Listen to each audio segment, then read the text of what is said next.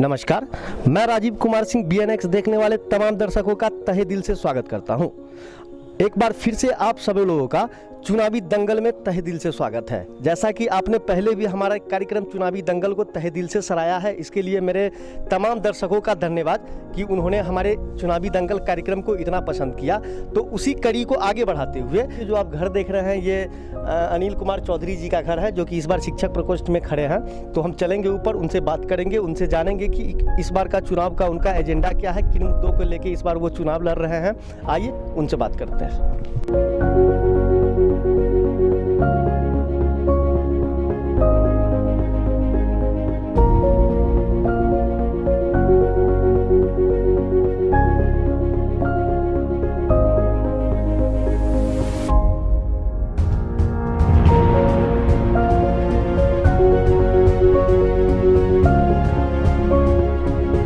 हाँ, तो जैसा कि आप देख रहे हैं, अभी हमारे बगल में शिक्षक निर्वाचन के उम्मीदवार अनिल कुमार चौधरी जी है।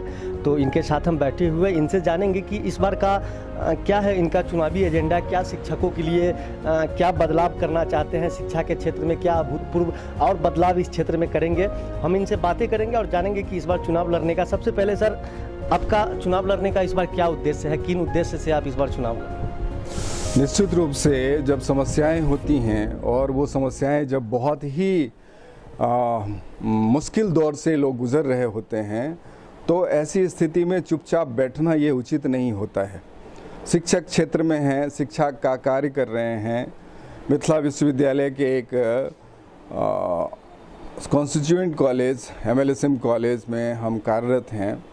तो खुद ब खुद ये बात सामने आती है कि आखिर हम चुपचाप कैसे बैठे रहें, और जो अपने जीवन का अनुभव है, विभिन्न क्षेत्र में अनेक प्रकार के कार्यों का हमें अनुभव रहा है, हम कार्य करते रहे हैं, ये मौका मिला है हमें।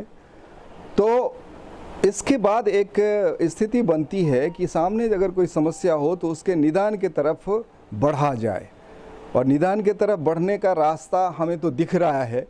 इसलिए मुख्य रूप से आप देखें, जो नियोजित शिक्षक हैं, इधर आपके वित्त रहित शिक्षा वाली स्थिति है, यह किसी भी राज्य के लिए अत्यंत ही शोचनीय स्थिति है, बहुत शर्मनाक स्थिति है। समाज में ये बातें, ये मैसेज कहीं बाहर भी दूसरे के राज्यों में अगर कोई सुनता है, मैं बाहर जाया करता हूँ, तो उन्हें आश्चर्य होता है कि ऐसा कैसे हो सकता है कि आपके यहाँ जो पहली जवाबदेही है सरकार की। सर, दिक्कत इसमें सरकार की है या फिर जो हमारे जो लोकल जो हम लोग चुनते हैं, जो आप चुनते हैं, जैसे कि अभी शिक्षक निर्वाचन, वो भी एक तरफ से अपनी बात शिक्षकों का रखते हैं। तो यहाँ पे आपको त्रुटि कहाँ लग रहा है कि मतलब एक गवर्नमेंट में त्रुटि है या फिर लोकल स्तर पे ही बात वहाँ तक नहीं पहुँचाया जा रहा है? बहुत सारी बातें हैं, बहुत सारे कारण हैं।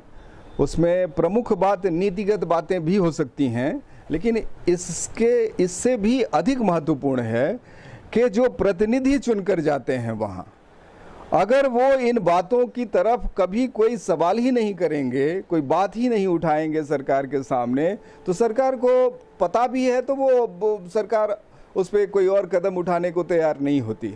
सबसे ज़रूरी है, और ये वैधानिक तरीका है, कि जो उसके प्रतिनिधि हैं वो इस बातों को उठाएं वहाँ पे। और विगत कुछ वर्षों से ऐसा होता हुआ दिखा ही नहीं।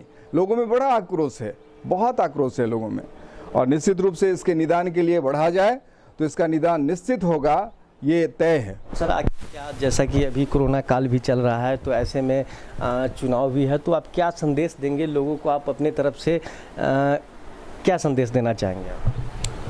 देखिए, कोरोना से तो हम लोग एकदम बहुत ही उससे हम लोगों ने डट कर सामना किया है, और हमें अभी मार्च से शुरू हुआ था ये इस पर, और सभी लोग घरों में बंद थे, सरकार की बहुत अधिक कड़ी नज़र थी इस पे, और उस दौरान भी हम लोगों ने सैकड़ों स्टूडेंट्स के साथ हमने जो यहाँ का जैसा कि हम लोग भी खबर बनाए कि एनसीसी का कैडेट्स जो है आपका अलग अलग जगहों पे दरभंगा राज हो या फिर प्रशासन के साथ बहुत ही मदद किया सारे कोरोना काल में, तो ऐसे में क्या उस सारे कार्य के लिए क्या आप कहना चाहेंगे आप एनसीसी के जो? देखिए, सबसे बड़ी बात जो समाज में एक बात आई, जैसे हम लोग एकदम निर्भय होकर उस समय कार्य कर रहे थे, भय का वातावरण व्याप्त था, लेकिन ये आशा की बात ये है कि जब एक शिक्षक निकलता है तो उसके साथ जो युवा हैं, जो छात्र हैं, उस विश्वास से निकलता है कि हमारे शिक्षक निकल रहे हैं और इनके साथ जो कार्य है हम स्थानीय प्रशासन का मदद में करेंगे, और ऐसा कार्य सबों ने किया। तो ये आशा की किरण है समाज के लिए, देश के लिए, कि युवा जब भी संकट की घड़ी आती है तो वो आगे बढ़कर कार्य करता है, जवाबदेही उठाता है। मुझे लगता है कि इन्हीं सब कारणों से एक उत्साह का वातावरण बना, और भी जो मुश्किल कार्य है सामने, मैं इसको मुश्किल ही कार्य मानता हूँ, क्योंकि वित्त रहित शिक्षा हमारे लिए बहुत बड़ी समस्या है। शिक्षा, अब जो भूखा है वो बच्चों को किस प्रकार की शिक्षा देगा, तो उसका निदान बहुत आवश्यक है और निदान हो सकता है। मुझे लगता है कि निश्चित रूप से इसका निदान हो जाएगा। इसी प्रकार आपके नियोजित शिक्षकों की समस्या है। हम जब सर्विस कंडीशन देते हैं तो जिस प्रकार का कार्य होता है, जिस प्रकार के उनकी जवाबदेही होती है, उस प्रकार का उनका सर्विस कंडीशन होता है, जो एक वैधानिक बात है। तो हम अगर कहीं ना कहीं, क्योंकि ये प्रजातंत्र है, हम सभी नौकर हैं सरकार के, चाहे बहुत कोई सम्माननीय नौकर हैं, कोई माननीय हैं, कोई आदरणीय हैं, लेकिन सभी हम सब नौकर हैं, सैलरी लेते हैं, और हमारा कार्य होता है कि जो व्यवस्था है, जो कानून है, जो कहता है, उसके मुताबिक हम कार्य को संपादित करें। और निश्चित रूप से आवाज़ अगर सही ढंग से सही जगह पर अगर बुलंद की जाए तो वो सुनी जाती है, ये मेरा विश्वास है। विगत जो मेरा कार्यकाल का जो अनुभव है उसमें हमने देखा है कि मुश्किल परिस्थिति में भी अगर आप पूरी ईमानदारी से, पूरी निष्ठा से उस कार्य के लिए बढ़ें तो उसका निष्पादन निश्चित रूप से होता है, उसका समाधान भी निश्चित रूप से होता है। अच्छा सर, चलते चलते आखिरी में आप अपने वोटरों से क्या कहना चाहेंगे, उसको छोटा सा एक संदेश आप अपनी ओर से क्या देना चाहेंगे? हम शिक्षकों, जो हमारे बहन भाई हैं, वो तो सब कुछ जानते ही हैं। हमने उनके समक्ष अपनी बात केवल इतनी कहनी है कि आप हम पर विश्वास करिए और हम आपके विश्वास पर खड़े उतरेंगे, इसकी हम पूरी गारंटी दे सकते हैं। और यदि आप मेरे विगत के कार्यों को आप देखें तो मुझे लगता है कि ऐसा विश्वास लोगों का होगा।